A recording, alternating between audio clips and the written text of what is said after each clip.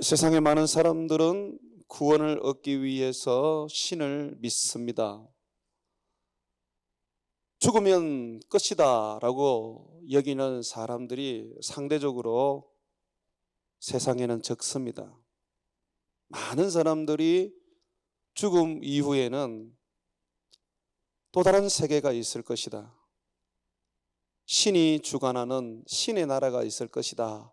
그렇게 믿고 있지요. 그러다 보니까 사람들은 자기 좋은 대로 신을 섬깁니다. 그리고 신을 섬기는 데 있어서 또 구원의 방법도 제각각입니다. 거룩한 삶을 살고 도덕적인 삶을 살아야 구원을 얻는다고 여기는 사람들, 또 반면에 여러 가지 어떤 삶들 속에서 가난한 자들을 돕고 사회적인 선을 행할 때에 구원을 얻는다고 여기는 사람들도 있지요. 우리는 어떻습니까? 우리는 행위로서 구원을 얻을 수 없다는 것을 인정하는 사람들입니다. 오직 예수 그리스도를 믿음으로 말미암아 구원을 얻는다고 고백하고 선포하는 자들입니다. 예수님이 아니면 구원을 얻을 수 없다는 것이 우리들의 믿음입니다. 그러다 보니 많은 사람들은 우리를 독선적이라고 폄하합니다. 자기들밖에 모르는 이기주의라고 하죠. 그렇지만 우리는 우리들의 믿음을 수정하거나 또는 정정하거나 바꿀 생각이 없습니다. 왜냐하면 정말 예수님만 믿어야 구원을 얻을 수 있기 때문에 그렇습니다. 예수님을 믿는다라는 거, 오늘 이 부분을 조금 우리가 한번 살펴보려고 합니다. 여러분, 예수님을 믿는다는 게 뭐예요? 예수님을 아는 것입니까? 그것은 제가 늘 이야기하는 것처럼 귀신도 예수님을 압니다. 그러니 그거는 믿음이 아니죠. 예수님을 아는 것은 믿음의 출발선이 될 수가 있습니다.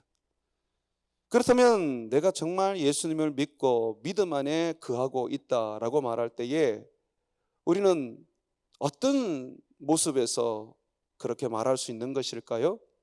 바로 내가 예수님 안에 있을 때, 예수님이 내 안에 있을 때 예수님을 나는 믿는다라고 말할 수 있습니다. 예수님이 내 안에 있고 내가 예수님 안에 있을 때에 바로 우리는 믿음으로 살고 있는 것입니다. 한번 자신에게 솔직하게 한번 물어보십시오. 예수님 안에 여러분이 있는지, 예수님이 여러분 안에 있는지 한번 솔직하게 한번 물어보십시오. 예수님은 멀리 계시지 않습니다. 하나님 보좌 우편에 계시지만 그러나 우리 예수님은 성령으로 우리 가운데, 우리 안으로 오셨습니다. 지금 예수님은 우리 가운데 계십니다. 지금 예수님은 나와 여러분 안에 계십니다. 이것이 믿어져야 할 뿐만 아니라 느껴져야 합니다. 우리의 믿음은 추상적이지 않습니다. 우리의 믿음은 영으로 되어지기 때문에 영적인 교통으로 경험을 하게 되고 느끼게 되는 것이죠. 예수님께서는 포도나무 비유를 통해서 믿음이 무엇인지를 말씀해 주셨어요. 요한복음 15장 4절과 5절에 보게 되면 내 안에 거하라 나도 너희 안에 거하리라. 가지가 포도나무에 붙어 있지 아니하면 스스로 열매를 맺을 수 없음 같이 너희도 내 안에 있지 아니하면 그러하리라. 나는 포도나무요 너희는 가지라. 그가 내 안에 내가 그 안에 거하면 사람이 열매를 많이 맺나니 나를 떠나서는 너희가 아무것도 할 수 없음이라. 예수님께서는 자신을 포도나무라고 말씀하셨어요. 그리고 우리는 예수님께 붙어있는 가지다 그렇게 말씀하셨습니다. 이 포도나무 가지가 포도나무에서 떨어져 버리면 어떻게 됩니까? 말라 죽게 되는 것이죠. 아무런 열매를 맺지 못합니다. 그것은 죽은 존재입니다. 그저 불을 피우는데 사용되는 그런 제목에 불과할 것입니다. 그래서 예수님 말씀하십니다. 포도나무 가지가 포도나무에 탁 붙어 있는 것처럼 너희도 내 안에 붙어 있어야 된다. 너희도 내 안에 거해야 한다. 내가 너희 안에 거해야 한다. 그래야지만이 너희가 많은 열매를 맺고 너희가 사람들에게 내가 너희의 하나님이요 너희의 구원자요 너희가 내 제자인 것을 알게 하고 보여줄 것이다. 예수님 안에 거하는 것이 믿음입니다. 예수님 안에 거하십니까? 우리는 이 부분에 대해서 오늘 그냥 쉽게 그냥 넘어가서는 안 됩니다. 반드시 점검을 하고 넘어가야 합니다. 만약에 예수님 안에 내가 거하지 않는다고 그렇게 여겨진다면, 예수님이 내 안에 계시지 않는다고 그렇게 생각된다면, 우리는 예수님 안에 거하기 위해서 기도해야 합니다. 예수님이 내 안에 오시도록 진심으로 예수님을 믿고 모셔야 합니다. 믿음이라는 것은 영접입니다. 영접. 예수님을 내 안에 모시는 것이 영접이죠. 내 주인으로 모시는 거예요. 내 안에 내가 살아있고 여전히 내 안에 주인이 나면 예수님은 우리 안에 들어오실 수가 없습니다. 예수님이 우리 안에 계시지 않으면 우리의 믿음은 헛것이고 죽은 믿음이고 그 신앙은 종교에 불과할 뿐입니다. 구원을 보장할 수가 없어요. 바울의 신앙 고백에서 우리는 또한 이 믿음이 뭔지를 볼 수가 있어요. 갈라디아서 2장 20절에 보게 되면 내가 그리스도와 함께 십자가에 못 박혔나니 그런적 이제는 내가 사는 것이 아니요 오직 내 안에 그리스도께서 사시는 것이라. 나는 그리스도와 함께 십자가에 죽었고 내 안에는 내가 아니라 그리스도가 사시는 것입니다. 이것이 신앙이라고 말합니다. 이제 내가 육체 가운데 사는 것은 나를 사랑하사 나를 위하여 자기 자신을 버리신 하나님의 아들을 믿는 믿음 안에서 사는 것이라. 내 안에 계시는 그 예수님, 그 예수님과 동행하면서 그 예수님을 힘입어서 그 예수님을 의지하면서 살아가는 것, 그것이 이제 내가 사는 믿음이라고 고백하고 있는 것이죠.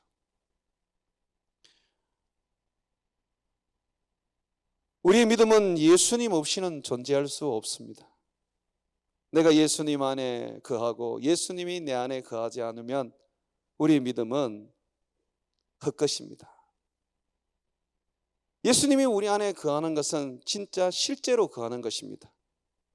왜냐하면 그리스도의 영, 성령으로 그는 우리 안에 오시기 때문에 그렇습니다. 누구든지 그리스도의 영이 없으면 그리스도의 사람이 아닙니다. 누구든지 예수를 믿는다고 하면서 예수님의 영이 없으면 그 사람은 헛된 믿음을 가지고 있는 것입니다. 그가 고백하고 그가 믿는다고 하는 그 믿음은 아무런 구원을 이룰 수 없습니다. 주여 주여 한다고 다 천국에 들어가는 것이 아닙니다. 예수님 없이도 신앙을 가질 수 있습니다. 예수님을 주인으로 모시지 않고도 얼마든지 기도할 수 있고 예배할 수 있습니다. 선하고 착하게 살 수 있죠, 양심을 따라서. 그러나 예수 없는 신앙은 결국 죽은 신앙, 죽은 믿음인 것이죠. 예수 없는 기도와 예수 없는 예배, 예수 없는 우리의 삶은 믿음이 아닙니다. 그러므로 정말 믿음으로 산다고 고백하는 사람들은 예수님 안에 머물러 있어야 합니다. 예수님과 살고 예수님과 동행해야 하는 것입니다. 그런데 이 예수님 안에 머물러서 산다는 거 참 어려워요.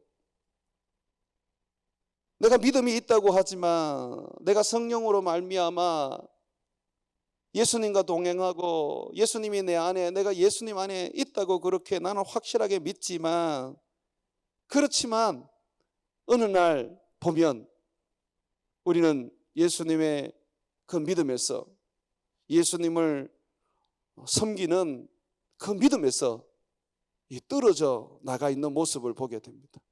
예수님을 떠나 있는 우리 자신을 보게 되죠. 종종 그것을 보게 됩니다. 항상 예수님께 머물러 있고 싶은데, 항상 예수님과 함께 그렇게 살고 싶은데, 그러나 그렇지 않는 우리 자신들을 우리는 보는 것이죠. 성경에 예수님께서 탕자의 비유를 하시잖아요. 그 탕자가 항상 우리 자신인 것 같아요. 우리 모습인 것 같아요. 참으로 안타깝기 거지없는 우리들입니다. 왜 그렇지요? 내가 하나님 안에 살면 너무 좋겠는데, 예수님 안에서 계속해서 머물러 있었으면 너무 좋겠는데, 그게 믿음인데 왜 우리는 자꾸 예수님을 떠나게 되는 것이죠? 그것은 사탄이 끊임없이 우리를 예수를 믿는 믿음에서 떨어져 나가게 하기 때문에 그렇습니다. 사단이 존재하는 이유는 그것 때문에 존재하는 것 같아요. 우리를 그리스도에게서 떨어져 나가게 하여서 우리를 사로잡아 자기가 갈 지옥으로 끌고 가는 것, 이걸 위해서 사단이 존재하는 것 같아요. 사단은 우는 사자와 같이 항상 삼킬 자를 찾습니다. 어느 목사님들이 사단은 으르릉 울부짖기만 한다, 그렇게 말하는데 아닙니다. 이 성경에서 우는 사자와 같이 삼킬 자를 찾는다라고 하는 것은 사자가 먹잇감을 발견했을 때에 그 먹잇감을 잡아먹기 위해서 용맹하게 그리고 사납게 달라드는 그 모습을 이야기하는 겁니다. 사단은요, 우리만 보면 잡아먹으려고 그냥 덮칩니다. 그냥 달라듭니다. 실질적으로 예수님의 제자 중에서도 사단의 시험을 받아서 믿음에서 떨어져 나간 사람이 있죠? 가룟 유다 아닙니까? 가룟 유다는 사단이 들어가서 결국은 예수님을 배신하고 팔았습니다. 예수님에게서 떨어져 나가버렸지요. 예수님의 제자들만 그렇습니까? 초대교회 7 집사 중에서 니골라라는 집사가 있습니다. 그 사람도 나중에 예수님에게서 떨어져 나가서 이단이 되어버렸어요. 그래서 계시록에 보면 니골라 당의 그 행위를 따르지 말라고 가르치고 있죠. 예수님에게서 떨어져 나갔어요. 또 바울의 그 선교 팀들 중에, 선교사들 중에 예수님에게서 떨어져 나간 사람이 있는데, 이 대표적으로 선교사 후메네오와 알렉산더가 있습니다. 이 알렉산더는 예수님이 십자가 지고 골고다 언덕에 올라갈 때에 예수님의 십자가를 대신 져준 구레네 사람 시몬의 아들 중에 한 명인 것 같습니다. 이 구레네 사람 시몬은요, 예수님의 십자가를 대신 져준 참으로 초대 교회에 있어서 너무나도 존귀한 자였습니다. 제자들이 다 예수님을 버리고 도망갔지만은 이 자이든 타이든 간에 이 구레네 사람 시몬은 예수님의 그 십자가를 자기가 지고 골고다 언덕까지 갔습니다. 그러니 제자들이나 초대교회 성도들이 얼마나 구레네 사람 시몬을 사랑하고 존귀하게 여겼겠습니까? 그의 아들이 후포와 그리고 알렉산더였습니다. 근데 그 중에 한 명이 지금 바울의 선교팀으로서 예수님을 버리고 세상으로 간 거예요. 믿음에서 떨어져 나가버린 것이죠.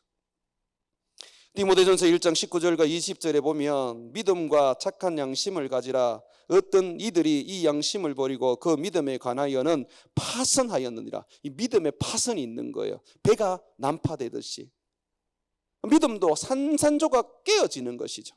그래서 믿음에 관하여 파선하는 자가 있다고 말합니다. 그 가운데 후메네오와 알렉산더가 있으니 내가 사탄에게 내어준 것은 그들로 훈계를 받아 신성을 못 얻어가지 못하게 하려 함이라.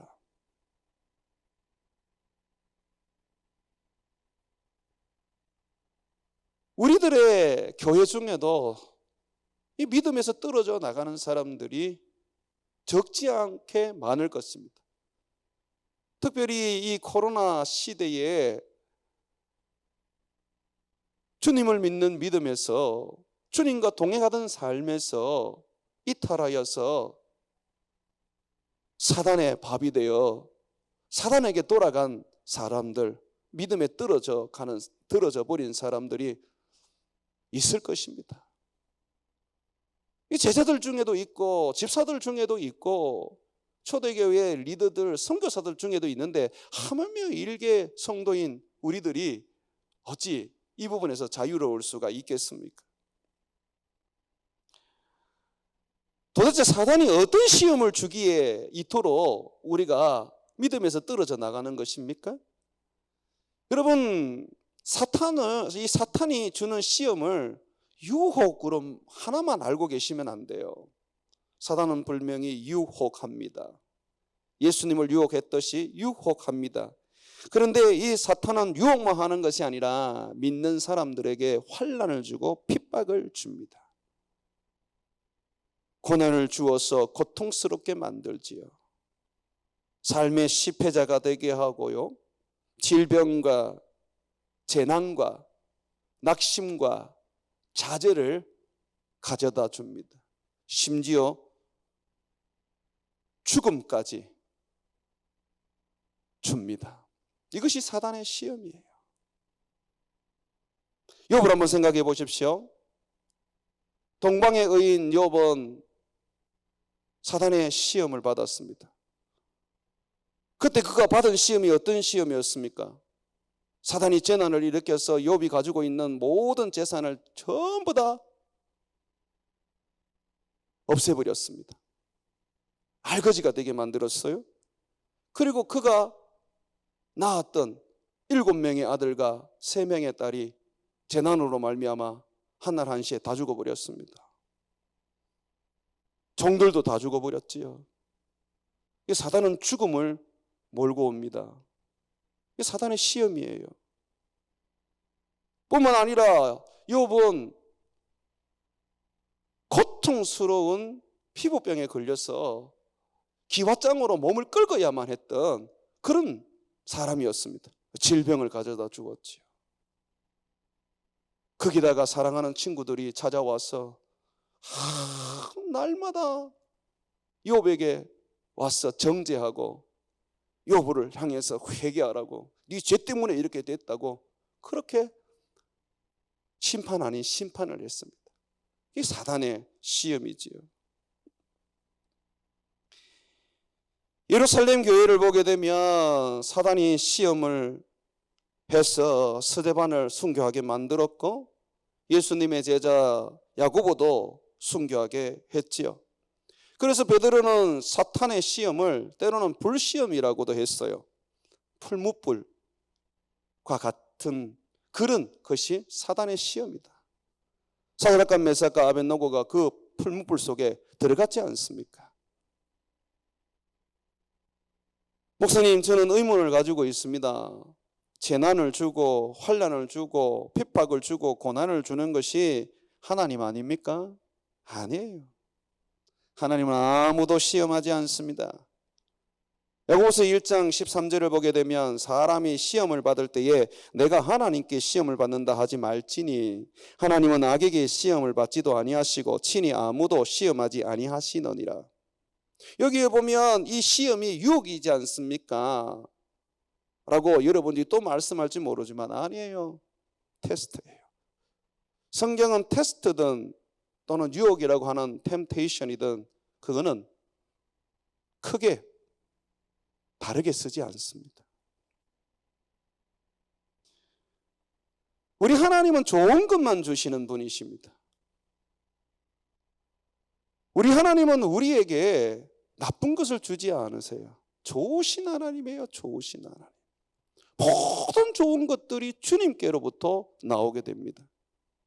그렇다면 그러면 도대체 이 사탄은 무슨 능력이 있기에 이렇게 사람들을 유혹하고 환난을 주고 핍박을 주고 질병을 주고 죽이고 실패하게 하고 좌절하고 낙담하게 만듭니까?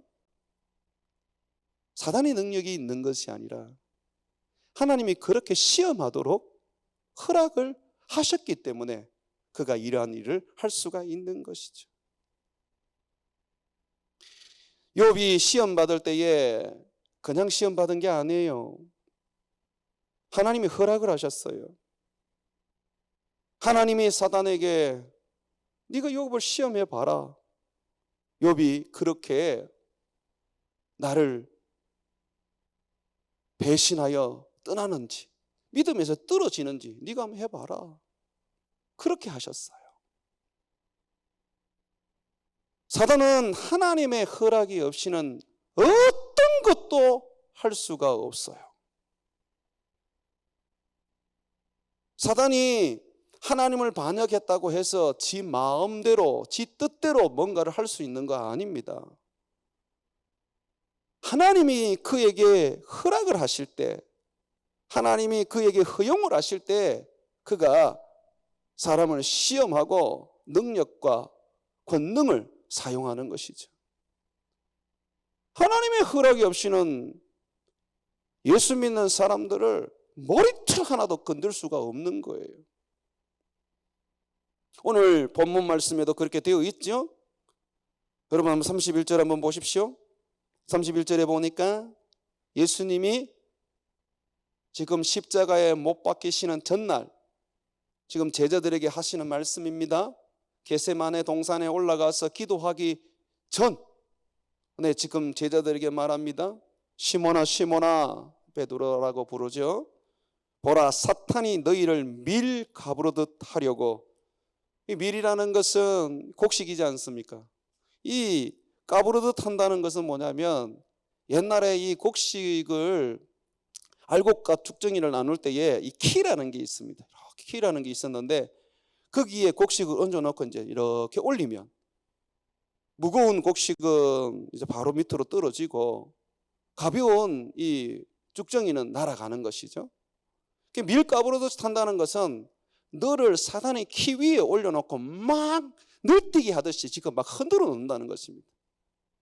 정신없이 막 이렇게 들었다 놨다 들어놨다 막 흔들어 놓는 거예요. 그러니 이 베드로가 정신을 차리겠습니까? 그렇게 하려고 뭐 한다 그래요?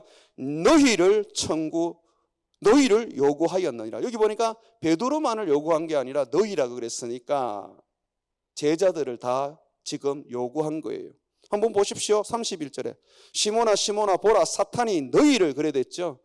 이게 헬라어 원문에 그대로 되어 있습니다. 너희라는 어떤 그 복수를 그대로 쓰고 있습니다. 제자들을 지금 요구하고 있다는 거죠. 사단이 어떻게 이 제자들을 요구할 수 있습니까? 주님 피로 값주고 살 자들인데, 주님이 택하신 주님의 제자들인데 하나님이 사단에게 그걸 허락하셨다는 거죠. 시험하도록.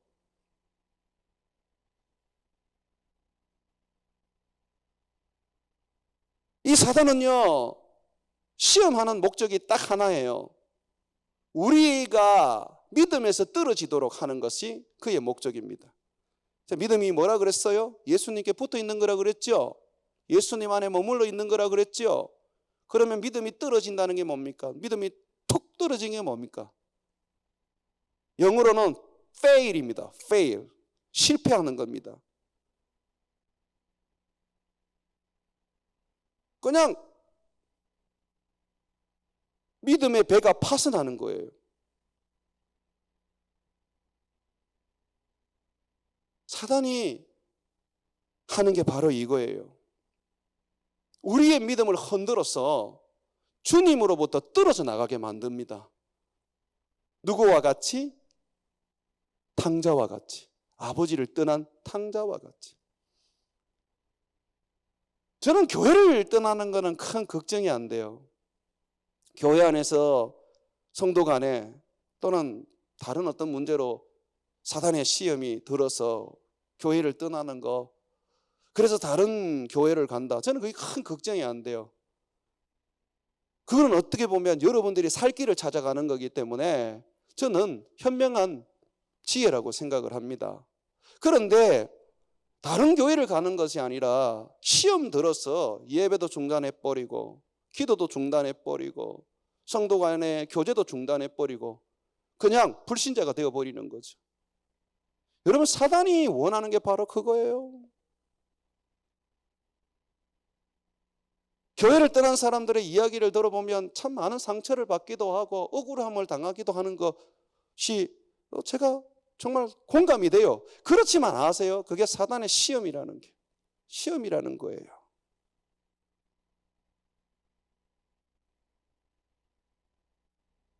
사단이 하는 일입니다. 왜 하나님은 우리의 믿음을 떨어뜨리는 이 사단의 시험을 허락하시는 것일까요?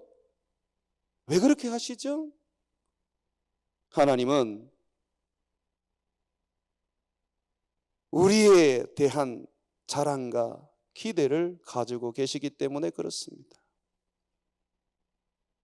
욥을 자랑하신 것처럼 주님은 우리를 사람들에게 자랑하고 싶어요. 사단에게 자랑하고 싶어요. 저기 김천에 있는 베들로 교회 성도들을 봤냐? 저들이 나를 경외하고 이 코로나 시대 속에서도 나를 붙잡으면서 거룩하고 선하며 주의 나라에 힘쓰는 저 백성들 봤냐? 그때 사단이 말하는 거죠. 아유, 주님 괜히 그럴까요? 주님이 물질을 주시고 주님이 건강을 주시고 주님이 그 가정에 형통함을 주시니까 저렇게 믿지요. 주님이 어려움을 줘보십시오. 주님이 망하게 한번 해보십시오. 주님이 한번 고통을 줘보십시오. 그러면 대만에 하나님이 나한테 왜 이러십니까? 그러면서 주님 떠날 거예요.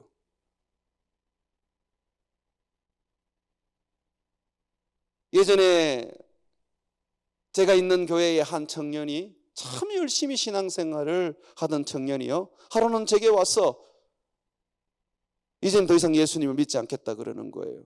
그 왜 그러냐 그랬더니 자기가 질병이 있는데 정말 그 질병을 하나님이 고쳐줄 줄 알고 열심을 다하여 기도하고 자기가 교회를 섬겼다는 거예요. 그런데 병이 더 악화되어서 병원에서도 손을 쓰기가 어렵다고 그렇게 말을 하더라는 거죠. 그러면서 하는 말이, 목사님, 나는 내 병을 고쳐주지 않는 하나님을 믿을 수가 없어요. 그분은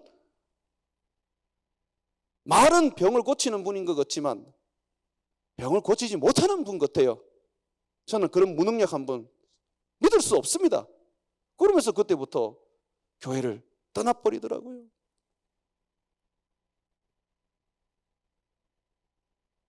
지금 공감하시는 분 계시는데 공감하면 안 돼요. 그게 사단의 시험이에요. 그렇지, 못 고치면 가야지, 이렇게 생각하면 안 된단 말이에요. 여러분이 병 고침 받는 게 중요한 게 아닙니다. 영혼의 구원을 받는 것이 중요합니다. 여러분 믿으십니까? 꼭 그 불지옥 한번 가보셔야지 여러분들이 지옥에 들어가면 안 되겠구나, 이렇게 여러분들이 그렇게 판단하실 겁니까?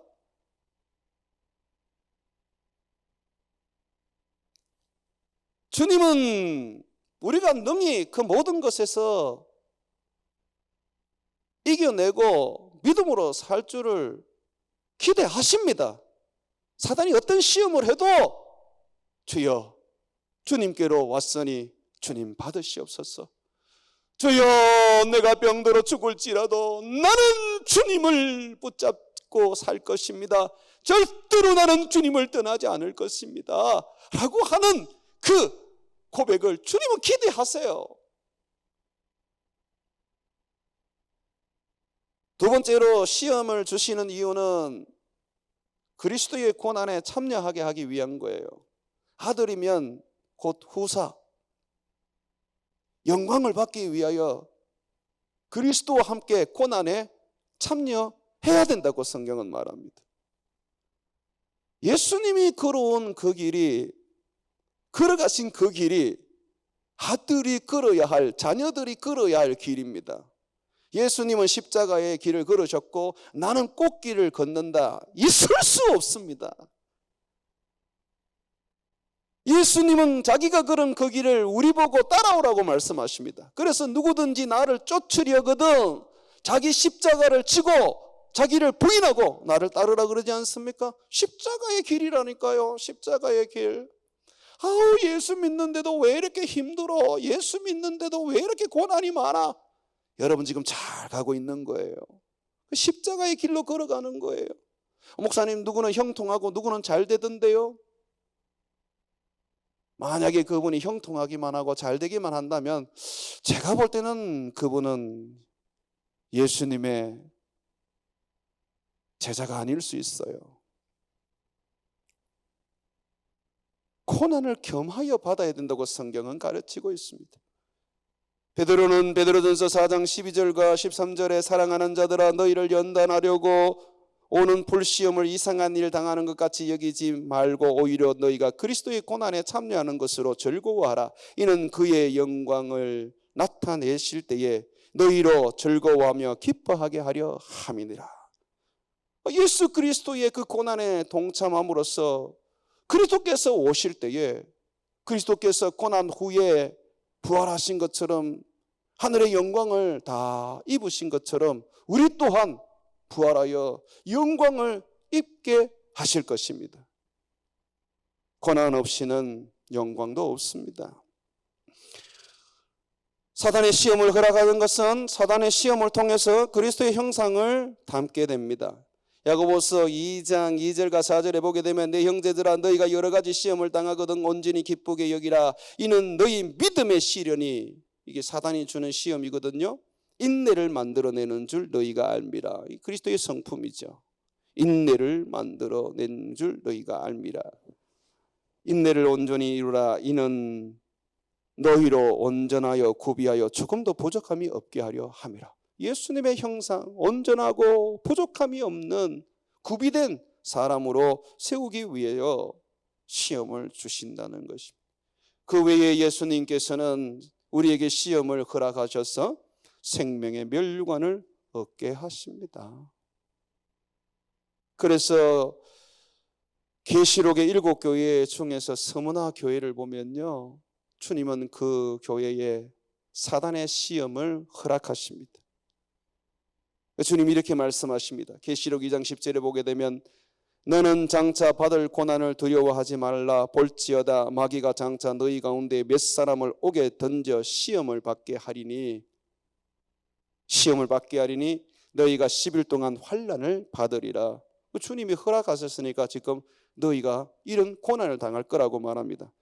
네가 죽도록 충성하라. 그리하면 내가 생명의 멸류관을 내게 주리라. 주님께서 사단을 통해서 시험을 주시는 것은 여러분들에게 주님이 복을 주시기 위한 것이고 상급을 주기 위한 것이고 멸류관을 주기 위한 거예요. 그런데 많은 사람들은 이 사단의 시험을 받으면 그 시험에 빠져가지고 그냥 헤어나오지를 못하거든. 그 헤어나오지 못하니까 어떻게 됩니까? 결국 처참한 몰골이 되어 버립니다.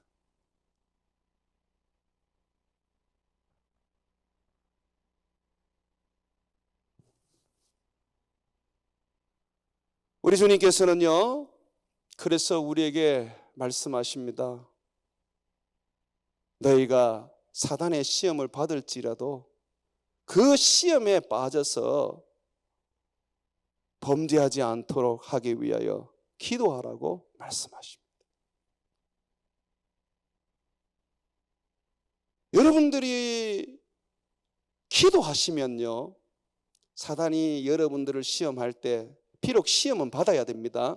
그 시험은 여러분이 다 받는 겁니다. 그런데 그 시험에 빠지지는 않습니다. 그 시험 때문에 여러분들이 주를 부인하고 또는 주를 버리고 또 온갖 여러분들이 악을 행하면서 그냥 불신자가 되지를 않아요. 뭐와 같았냐면요, 탕자가 집을 떠났지요. 그런데 사단의 시험이 우리에게 있어서 하나님을 떠나게 하고 예수님을 떠나게 하는데, 그런데 그러한 어떤 사단의 시험을 우리가 이겨내고 끝까지 주님 안에 머물러 있게 되는 것이죠. 왜 우리가 시험에 빠져서 결국은 우리들의 믿음이 주님으로부터 떨어져 나갑니까? 기도 안 해서 그래요. 가장 큰 문제가 기도하지 않아서 그래요. 시험 받을 때에 기도하는데 그 때문에 늦어버려요. 시험 받기 전에 기도해야 돼요.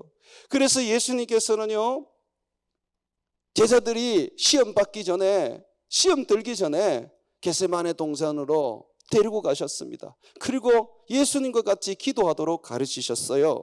한번 여러분 보시죠. 46절, 오늘 말씀 누가복음 22장 46절 한번 보십시오. 46절에 보게 되면 이르시되 어찌하여 자느냐, 시험에 들지 않게 하려고 기도하라 하시니라. 예수님이 겟세마네 동산에 데리고 가셔서 거기에서 기도하게 하셨습니다. 다가오는 시험, 사단의 시험에 빠지지 않도록. 사단이 시험을 할 것입니다. 그런데 그 시험에 빠져서 베드로처럼 예수님을 부인하고 저주하지 않도록 하기 위해서, 제자들처럼 예수님을 버리고 도망가지 않게 하기 위해서 예수님이 기도를 시키셨어요. 그런데 어때요? 기도 못하고 다 자버린 거예요.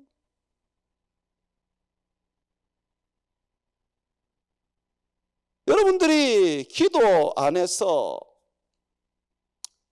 하나님이 주실 은혜와 복을 못 받는 거, 그건 제가 볼 때는 괜찮아요. 그런데 가장 큰 문제는 기도 안 하게 되면 사단이 시험할 때에 그때 속수무책으로 무너져 버립니다.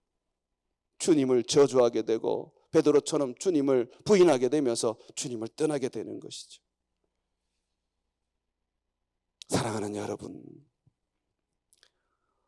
그러므로 우리는요, 항상 깨어서 기도해야 돼요. 그 성경을 보게 되면 항상 깨어서 기도하라는 말과 항상 깨어서 사단을 대적하는 말을 동일하게 씁니다.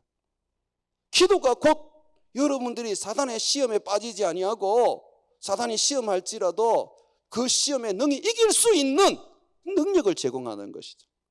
그 예수님께서 사단에게 시험 받기 전에 뭐 하셨습니까? 40일 동안 금식 기도하셨지 않습니까? 40일 금식 기도하신 후에 예수님이 시험을 받으셨을 때 어떻게 하셨어요? 그 시험을 이겨내셨잖아요. 예수님도 사단의 그 시험을 이기기 위해서 40일을 금식 기도했는데 꼴랑 하루 기도하고 그것도 몇십 분 기도하지 않아놓고 사단의 시험을 이기겠다고 한다면 그건 참으로 교만한 거 아닙니까? 기도에 깨어있을 수밖에 없고 날마다 기도할 수밖에 없고 언제나 쓰나 기도할 수밖에 없는 것이 우리의 연약함이지 않습니까? 사단은 우리를 사자와 같이 삼키고 있는데 기도 안 하고 편안하게 자고 계시면 걱정 안 되세요? 사단이 지금 위에서 쳐다보면서 그래 자라 내가 콱 삼켜버리겠다 즉각하고 있는데, 기도 안 하면 걱정 안 되세요? 자녀들이 사단에게 삼킴을 당할 것인데 믿음이 떨어져서 어찌 될 바를 모를 건데 걱정 안 되세요? 사랑하는 여러분, 기도하셔야 합니다. 예수님께서는 베드로가 시험에 빠지지 않게 하기 위하여 기도하셨어요. 그래서 베드로는 시험에 들었지만 다시 주님께로 돌아올 수가 있었습니다. 한번 오늘 말씀 보시죠. 22장 32절 같이 한번 읽습니다. 시작. 그러나 내가 너를 위하여 내 믿음이 떨어지지 않기를 기도하였노니 너는 돌이킨 후에 내 형제를 굳게 하라. 예수님이 해놓으신 기도가 결국은 베드로가 예수님을 부인하고 예수님을 저주까지 했지만 그럼에도 불구하고 회개하고 다시 예수님께로 돌아갈 수가 있었던 것이죠. 그래서 말입니다. 기도하는 부모 밑에 있는 자식은 망하는 법이 없어요. 기도하는 사업가는 그 사업이 망하는 법이 없습니다. 기도하는 사람은요, 환난 속에서도 주님께서 피할 길을 열어주십니다.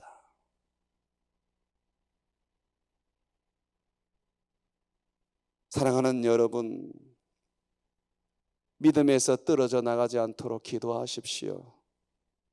지금 코로나 시대에 성도들도 그렇고, 우리 여기 있는 분들도 그렇고, 인터넷으로 예배 드리는 분들도 그렇고, 언제 사단이 우리에게 무서운 시험을 해서 우리로 하여금 주님을 떠나게 할 줄 모릅니다.